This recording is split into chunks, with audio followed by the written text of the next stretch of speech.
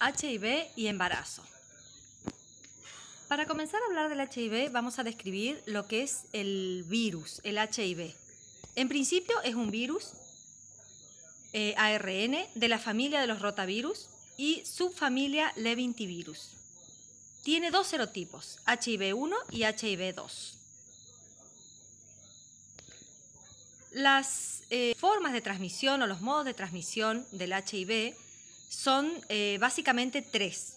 Las podemos dividir en tres grupos, ¿sí? Transmisión sexual, que es por contacto con mucosas oral, genital y rectal de una persona infectada. Por transmisión sanguínea, que puede ser a través de transfusiones o accidentes laborales. Y a través de la transmisión materno-fetal. Esa transmisión materno-fetal puede darse durante el embarazo, intraparto o durante la lactancia. Los factores que influyen son factores maternos, que pueden ser en fase de infección, según la carga viral y el tratamiento que la madre haya obtenido durante el embarazo. Tenemos factores neonatales, cuando el recién nacido nace prematuro o de bajo peso, y también influyen los factores obstétricos, como ser roturas prematuras de membranas, coriamnioitis o el parto vaginal, ¿sí? Teniendo en cuenta que el momento del parto es uno de los momentos donde mayor transmisión del virus se produce debido al contacto de fluidos maternos de la madre infectada con el feto. Bueno, como para desarrollar un poco más las maneras de transmisión vertical, dijimos que eran intraparto, intraútero y a través de la lactancia. Intraparto se produce más o menos en un 30% de los casos. Está causada por el estrecho contacto fetal con sangre y líquido amniótico materno. Intraútero o transmisión vertical es debido, digamos, a la identificación de partículas virales del HIV identificadas en el tejido fetal más o menos a la 8ª semana de gestación. Esto se produce en un 50%, digamos días, en el 50% de los casos se produce días antes del parto y en el 20% antes de las 36 semanas de gestación. La transmisión vertical a través de la leche materna puede llegar a incrementar el riesgo de adquirir el HIV para el recién nacido en más de un 14 a un 30%. Esto es debido a que el virus traspasa a través de los conductos galactóforos a la leche materna y a través de la leche materna es ingerida por el neonato, en el cual se produce el contacto con las mucosas y se produce o aumenta la carga viral o la infectación del neonato por el HIV. El mecanismo de transmisión se produce antes del nacimiento a través de microtransfusión de la placenta. O sea, a través de ese intercambio feto-materno se van transmitiendo, se van pasando microtransfusiones del virus que van infectando al feto. Durante el trabajo de parto y el nacimiento es a través de las secreciones cérvico-vaginales y de la sangre. Y después del nacimiento, el mecanismo de transmisión es a través de la lactancia materna. Bueno, acá está un poco más en claro o a modo gráfico los factores de transmisión, ¿sí?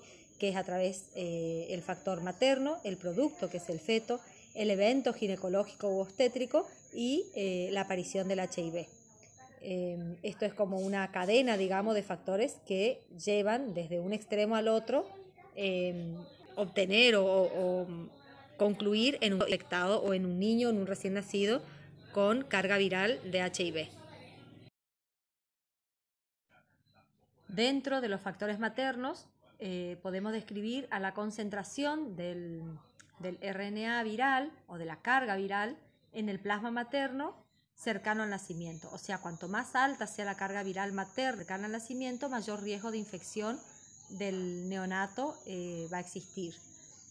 Los linfocitos CD4, cuando los linfocitos CD4 son menores a un 20%, cuando hay una enfermedad avanzada de HIV o cuando las infecciones concomitantes están presentes, como por ejemplo el herpes o la sífilis.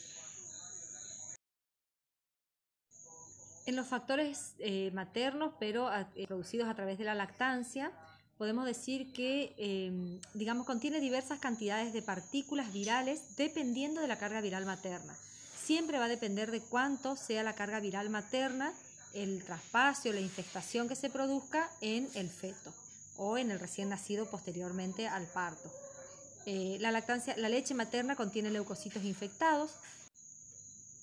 Esos leucocitos obviamente son ingeridos por el neonato y el cual adquiere a través de las mucosas. El sitio donde se produce la absorción o la infestación es, según lo que se sabe o lo que se entiende, es a través de la superficie de la mucosa intestinal del lactante. También existen factores de riesgo de infección o de transmisión perinatal. Esos factores de riesgo podemos nombrar a los factores biológicos. El sexo femenino es más propenso a contraer. Otro de los factores de transmisión perinatal es la edad.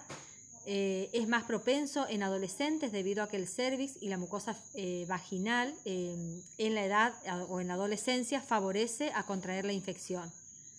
El coito receptor dice la transmisión es mayor en hombres, de hombres a mujeres, que a la inversa. Esto se da de 0 a 1% frente a lo que es 0,05%. O sea, siempre son más transmisibles, o sea, emiten más la enfermedad los hombres hacia las mujeres que las mujeres hacia los hombres. Hay mayor cantidad de virus en el esperma que en el flujo vaginal. Esa es la razón, digamos, por cual los hombres son más transmisores de la enfermedad que las mujeres. Otro factor predisponente como transmisión perinatal son las infecciones de transmisión sexual. El incremento, digamos, de la transmisibilidad, ya sea por sífilis, por ejemplo, un 9,9%, la gonorrea de 8 a 9%, el herpes de 8,5%,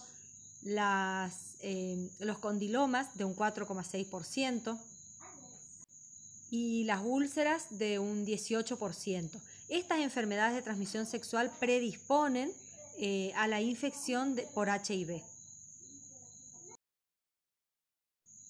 La fisiopatología del HIV, podemos ver la función celular, digamos, es un virus que afecta a las células humanas con receptores CD4. Estas células son los linfocitos T, los enterocitos, las células neuroglia, los monocitos y los macrófagos. Lo que provoca es una disminución de las células T o de los linfocitos T CD4. Esta disminución se produce por una acción citopática y por un trastorno en el funcionamiento de la célula. Esto lo que provoca es una inmunodepresión en el sistema inmunológico de la persona. Recuerden que los linfocitos T son los linfocitos encargados de la inmunidad o el sistema de defensa del organismo. Entonces lo que provocan el HIV es una disminución considerable de células, por lo tanto lo que tenemos es un paciente básicamente inmunodeprimido, propenso a enfermedades concomitantes o oportunistas. En este esquema, fíjense, pueden observar cómo reacciona o cómo se dibuja la curva de los linfocitos o de las células T desde el momento de la infección. Fíjense cómo en el momento de producida la infección, los linfocitos T superan la escala de 1000, aparece como, se produce la infección y aparece como un gripal, un estado gripal. Más o menos esto aparece entre un 50 y un 80% de los casos, y esto puede durar de 2 a 6 semanas. Luego le sigue, en este momento se produce una seroconversión de las células y una disminución brusca de los linfocitos T. Luego le sigue un periodo de fase asintomática que puede durar aproximadamente 10 años. En todo este tiempo lo que se está produciendo es un agotamiento de las células T, CD4. Ese agotamiento se transforma que llegado el momento aparece una fase sintomática y donde se produce realmente la enfermedad, que es el SIDA propiamente dicho, donde aparecen enfermedades concomitantes que pueden causar o llevar a la muerte del paciente. Las manifestaciones clínicas de la enfermedad podemos nombrar a un síndrome agudo por HIV, que dura aproximadamente 14 días y donde hay signos generales como ser fiebre, malestar general, faringitis, linfadenopatías, cefaleas, artralgias, mialgias, anorexia, pérdida de peso, náuseas, vómitos. Después pueden aparecer síntomas neurológicos y síntomas dermatológicos. A nivel neurológico podemos nombrar a las meningitis o a las encefalitis como procesos más comunes. A nivel dermatológico pueden aparecer exantemas eritematosos, máculopapulosos o úlceras en las mucosas. Esto aparece más o menos en una duración o en un periodo solo de 14 días. Después aparece una fase de latencia, que es la que decíamos, donde se produce un agotamiento de las células CD4, que es un periodo asintomático y que puede durar aproximadamente 10 años. Luego de esta fase de latencia aparece la enfermedad sintomática. La enfermedad sintomática o SIDA propiamente dicho, en este momento aparece en un recuento del linfocitos CD4 disminuido, o sea, el recuento es menor por mililitro de sangre. Aparecen enfermedades oportunistas, neoplásicas, enfermedades mediadas, digamos, inmunológicamente. Es común la aparición de neumonías o de enfermedades asociadas a la inmunodepresión. Estas enfermedades en sí son las causantes de la muerte del paciente, no el HIV por sí mismo, sino la inmunodepresión provocada o que abre paso y le da paso a distintas enfermedades que provocan un fallo multiorgánico en el paciente, lo que luego va a concluir o a terminar en la muerte del mismo. Para diagnosticar HIV se realizan una prueba de tamizaje, de detección de anticuerpos, una prueba de ELISA y aglutinación, que son, o sea, esto es una prueba rápida de inmunocromatografía. En el caso de esto dar positivo, se realiza una prueba de confirmación. Se confirma la presencia de anticuerpos anti-VIH en suero sanguíneo. Y por último, el Western blot para confirmar. O sea que realizamos 2 pruebas de tamizaje y una prueba de confirmación por serotipo. El Western blot es, una prueba, un procesamiento que nos permite identificar hacia qué antígenos se dirigen los anticuerpos detectados en las pruebas de screening. Digamos que según el serotipo de HIV, que dijimos que podía ser 1 o 2, entonces mediante el Western blot lo que hacemos es identificar hacia cuál de los serotipos se dirigen los anticuerpos y se confirma el diagnóstico de HIV. La detección precoz del diagnóstico transplacentario, se realiza un test de ELISA o una serología en el primer trimestre de la gestación. Esto permite la detección del virus en fetos entre las 13 y las 20 semanas de gestación. Si ELISA da positivo, se repite la misma prueba de ELISA confirmatoria, y en el caso de esta dar positiva, se confirma el diagnóstico a través de una prueba de Western blot. Aquellas gestantes que llegan al trabajo de parto o a sala de parto sin la determinación del diagnóstico, se realiza una prueba rápida para detectar virus o una prueba de ELISA. Aquí pueden ver un algoritmo donde les explica, los pasos a seguir y los distintos tiempos en los que se van realizando los estudios de laboratorio hasta llegar a la confirmación. El algoritmo lo que nos muestra es el momento en el que se toman las pruebas, si da positivo qué hacemos, si da negativo qué hacemos y cómo es el mecanismo que se sigue, y en el momento o cuándo es oportuno comenzar la terapia antirretroviral en el caso de tener diagnósticos positivos. Los estudios que se requieren en la evaluación de la paciente son anticuerpos de VIH, conteo de células T, CD4, ARN y VIH en plasma, recuento sanguíneo completo, perfil bioquímico, transaminasas, BUN y la creatinina, análisis de orina y serología para hepatitis A, B y C, glucosa en sangre, en ayunas, líquidos séricos, Prueba de resistencias genotípicas al ingresar a la atención. En la atención, independientemente de si el ARB se iniciará inmediatamente, o sea, si la terapia antirretroviral se va a iniciar. En pacientes que tienen niveles de ARN del HIV menores, entre 500 y 1000 copias por mililitro, la amplificación viral de resistencia, digamos, a las pruebas no siempre puede ser exitosa. El diagnóstico en el recién nacido. Para detectarlo en recién nacido se realiza una PCR de determinación entre las 48 horas de vida y 2 a 4 semanas de vida. La carga viral, si la carga viral es mayor a 10.000 copias por mililitro, entre los 14 y 21 días, se repite entre el mes y los 2 meses de vida, luego a los 4 y a los 6 meses de vida, y si es positiva en 2 de estas ocasiones, se confirma el diagnóstico. La detección del antígeno P24 en lactantes se realiza antes o menor, digamos, antes de los 18 meses de vida.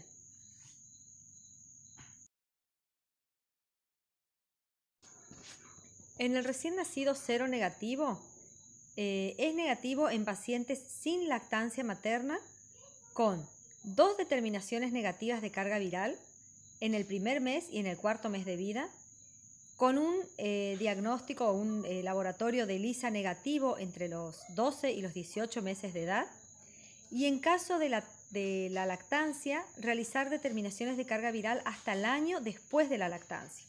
O sea, en el caso de que se haya incorporado o implementado la lactancia materna, las pruebas de diagnóstico se deben continuar realizando hasta un año después de haber recibido la lactancia materna.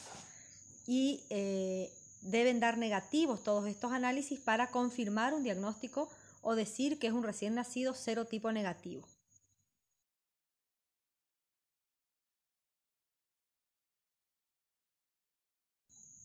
El tratamiento. Los objetivos del tratamiento de la terapia antirretroviral son el control de la infección para prevenir la progresión de la madre, la progresión en la madre y la transmisión al producto, minimizar el riesgo de toxicidad en la madre y en el producto, y minimizar el riesgo de malformaciones en el producto. Las indicaciones: iniciar lo más temprano posible con la terapia antirretroviral, evitar las complicaciones, está indicada, y la meta es mantener la carga viral mínima, hacer recuentos de CD4 y carga viral en el primer trimestre de la gestación. En esta imagen puede ver cómo es la farmacología del HIV. Ahora la vamos a explicar un poquito en unos cuadros siguientes.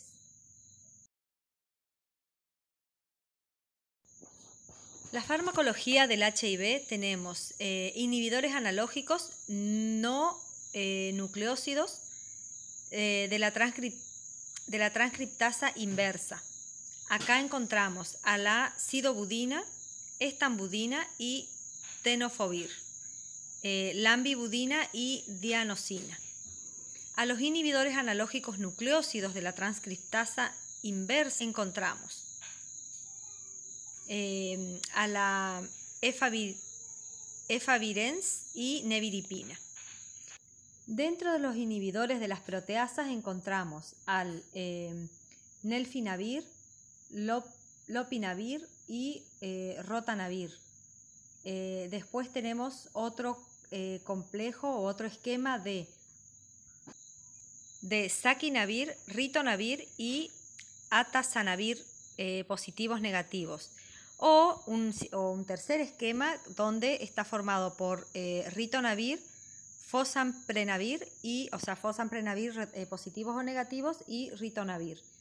Estos son esquemas de antirretrovirales que se forman para emplearlo, digamos, durante el tratamiento.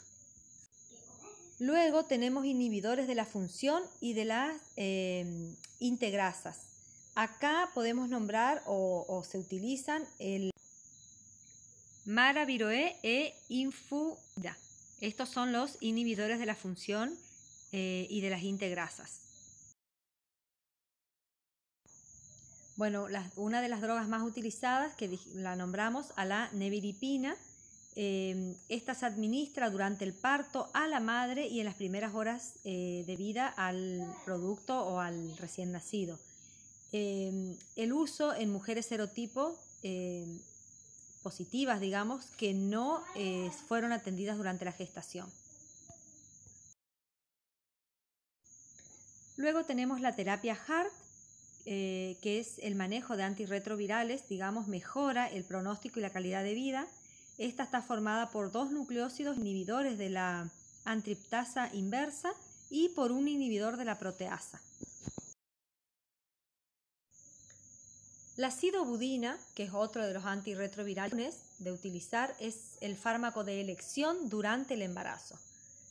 Durante la gestación se administra vía oral desde la semana 14, en el parto se administra intravenoso y en el recién nacido se administra vía oral por gotas. Durante la gestación, la sidobudina se administra 100 miligramos 5 veces al día y se debe iniciar en la semana 14-4 de la gestación. Durante el trabajo de parto, primero se administra sidobudina endovenoso 2 miligramos por kilogramo hora en bolo.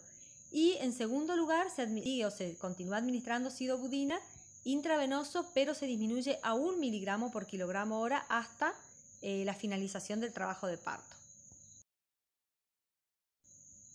En el neonato, también como dijimos, se administra sidobudina vía oral por gotas, 2 miligramos por kilogramo cada 6 horas. Se comienza el tratamiento a 8 horas de vida y se continúa durante 6 semanas. La profilaxis se realiza, a partir de 1994 se inició la profilaxis en mujeres embarazadas con el fin de evitar la transmisión perinatal por HIV serotipo 1. La administración de sidobudina durante el embarazo y el trabajo de parto y en el recién nacido durante 6 semanas reduce el riesgo y la carga viral, o sea, reduce el riesgo de contraer SIDA con el tiempo. En este cuadro puede ver cómo se realiza la profilaxis en la prevención de la transmisión materno-fetal del VIH. ¿Sí? Fíjense que se realiza con sidobudina, está, o sea, el fármaco utilizado en la madre, en el neonato, las dosis y la duración. Este otro cuadrito lo que les muestra es la profilaxis de la transmisión fetomaterna, pero en circunstancias especiales. También cuando hablamos de la administración a la madre y al neonato, en dosis y en duración del tratamiento. Eso les dejo a título informativo como para que ustedes detenidamente lo puedan leer y lo tengan como un cuadro comparativo para estudiarlo. El manejo de la mujer embarazada con VIH. Es tan importante en el momento del control prenatal. Evitar procedimientos invasivos como ser la amniocentesis, informar sobre los riesgos y la transmisión del VIH.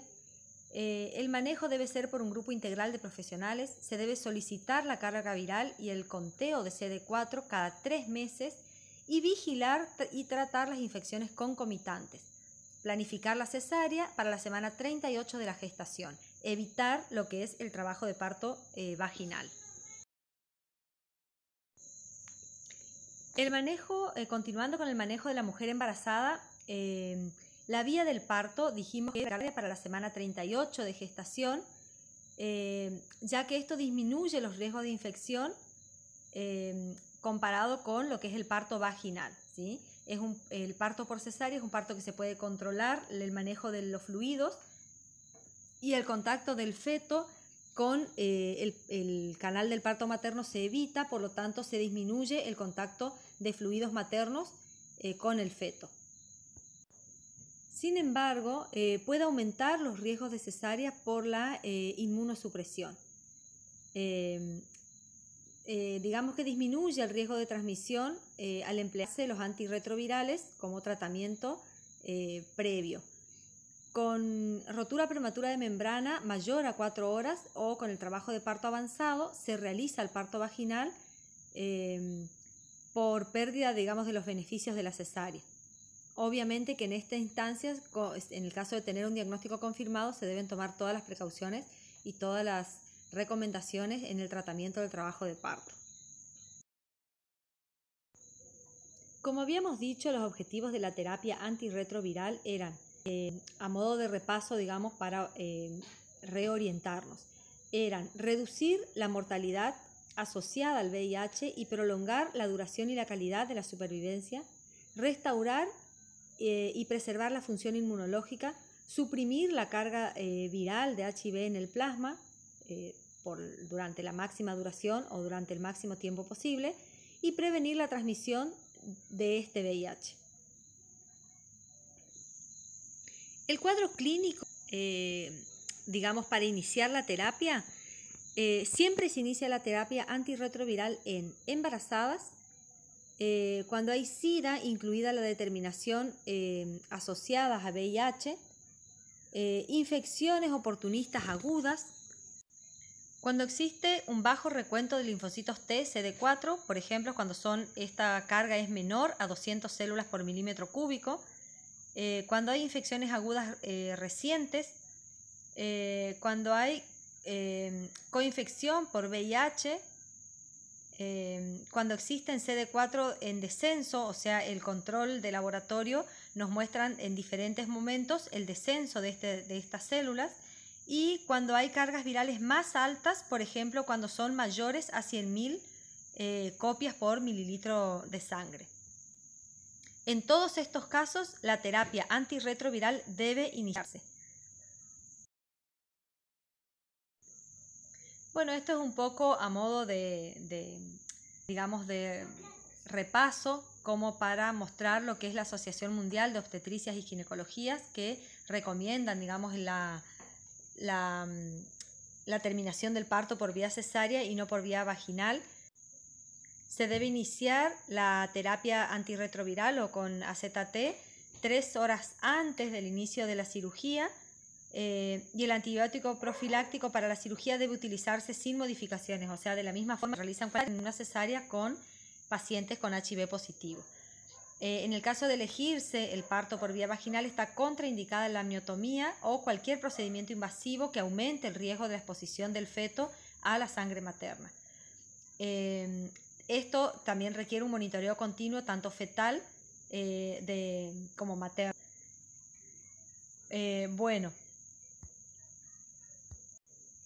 Bueno, hasta aquí hemos llegado con el tema de HIV y embarazo. No es un paciente muy diferente a otro paciente adulto. Solamente se debe tener en cuenta, digamos, el producto de la gestación. Por lo tanto, el tratamiento es dirigido hacia dos